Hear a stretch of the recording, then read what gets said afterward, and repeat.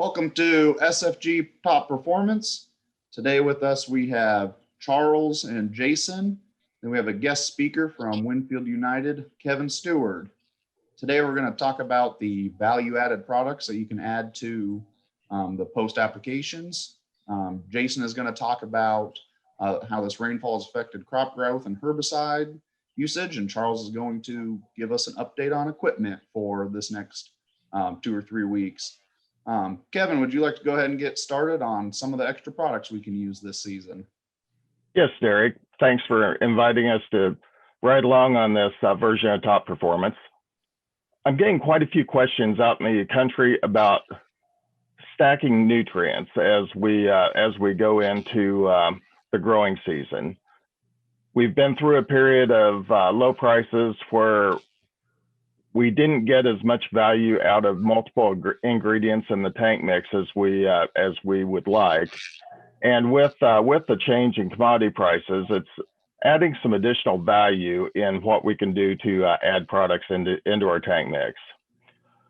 Some of the things we have to look at when we're determining what fields to stack nutrients in our V5 application on corn or our R1, R2 application on soybeans, we really have to look at a couple things. In most cases, the cost of adding these nutrients is going to be $3 to $8 per acre, depending on the nutrient going into the tank mix. Look at your field variability. Smith Fertilizer and Grain has full access to the R7 tool, which will give you in-season imagery.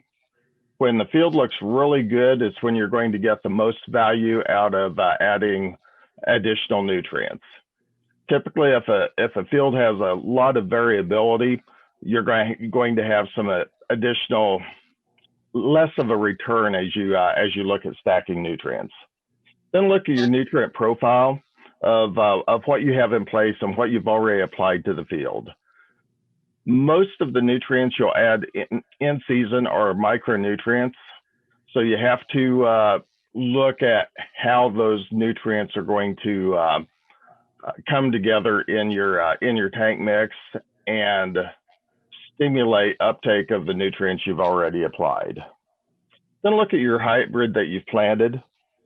If you've planted a low response hybrid, which typically are your lower cost hybrids, you're going to tend to get less of a response out of stacked nutrients than if you're planting a high response hybrid, which in most cases are your more investment hybrids into the field. Smith Fertilizer and Grain has full access to the response scores of the hybrids that they've placed and how those hybrids have performed and their response level in the answer plots. And then we'll roll into historic tissue sample results on the field, as well as what tissue sample results you're pulling in season. As we look at some of the corn tissue samples that we took with Smith Fertilizer and Grain last year, they were pretty much characteristic across what we see across Iowa, in that in most cases you're coming up either deficient or responsive of manganese, zinc, boron, nitrogen, and sulfur and potassium. So everything that we're coming up deficient of is a micronutrient, except for nitrogen and potassium, which are macronutrients. As we look at soybean tissue samples, we're coming up deficient of sulfur, potassium, manganese, magnesium is where we're seeing our most response. Now, as we look at products that we can put on at V5 or R2 that will reduce some of these deficiencies, one of the products we look at is Symbol Release Plus, which is powered by the brand Smart System of sugars for enhanced uptake. And as you look at your Symbol Release Plus, it has 5% nitrogen, 2% sulfur, 0.5% boron, 2% manganese, and 2% zinc. So we're running up with providing the same nutrients that we're coming up short in our tissue samples. The next product we'll look in at stacking with that goes along very well with the Symbol Release Plus is the Ascend SL. Now, Ascend SL is a plant growth regulator that has cytokinins, gibberellic acid, and endobutyric acid to stimulate cell elongation. And so that works very well when applied at the V4, V5 range to increase your growth of your stalk, increase your growth of your ears. As most of your ears are being developed, the size is being determined at that V5, V6 range.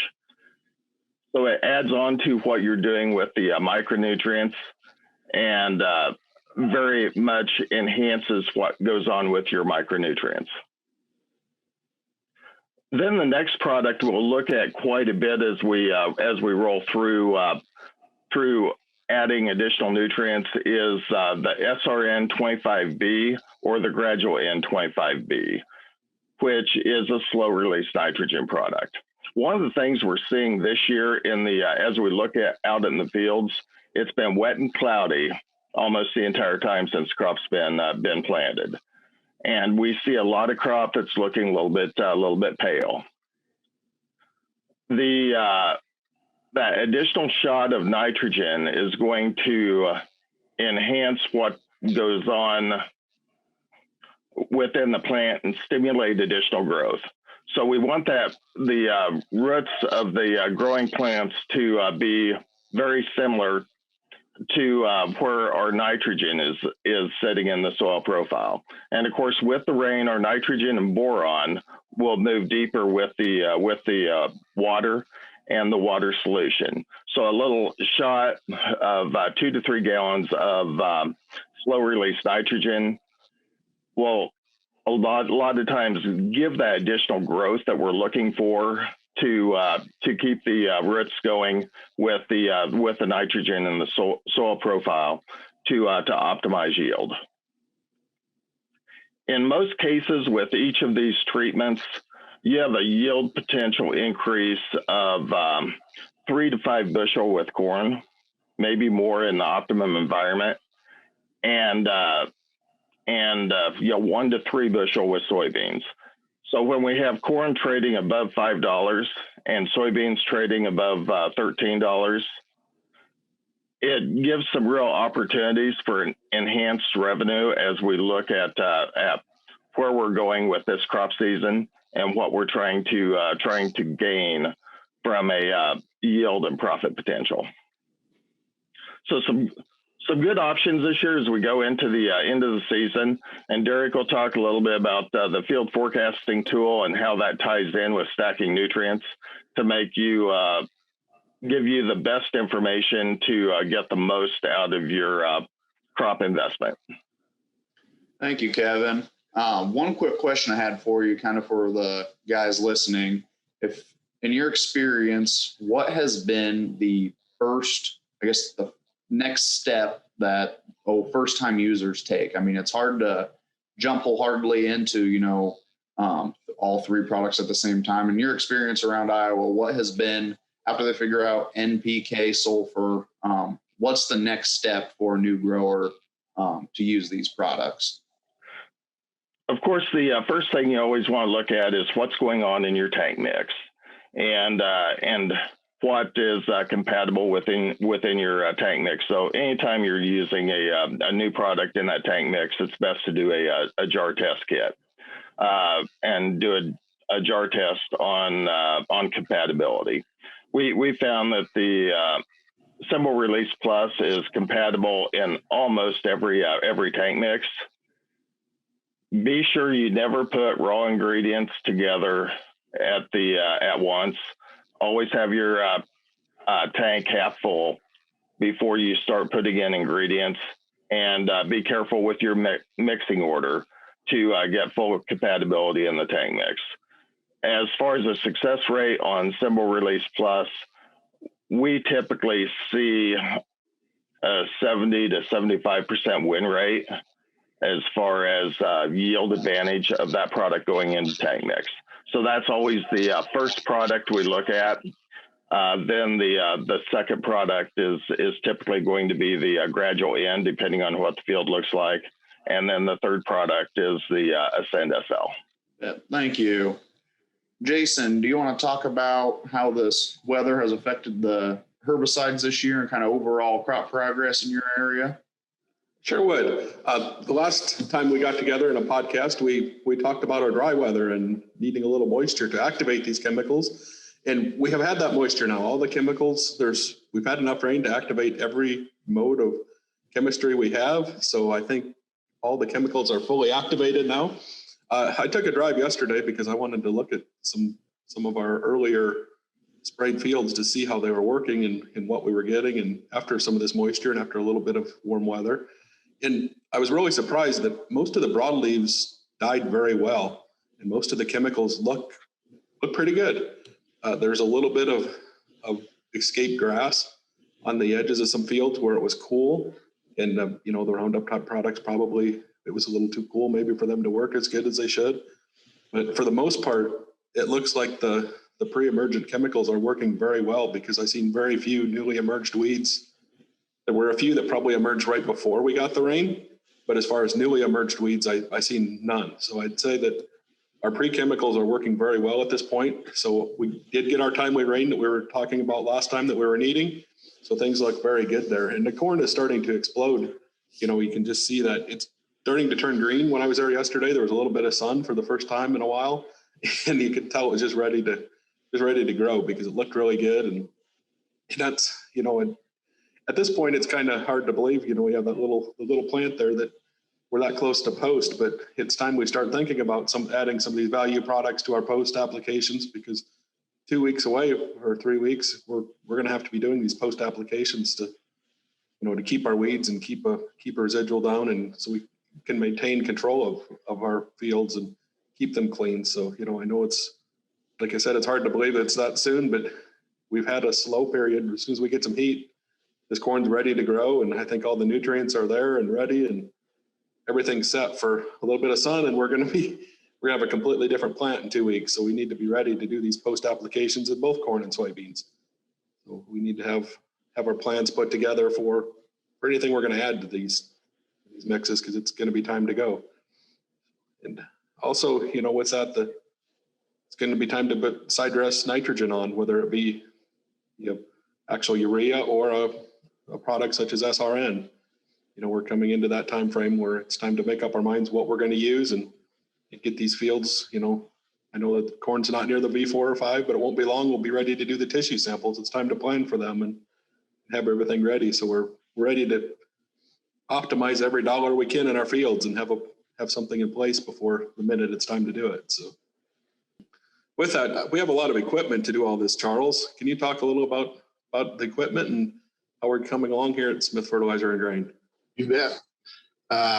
Obviously, we're in this rainy spell right now, and luckily we got everything sprayed up. Everything was in good shape before the weather turned on us.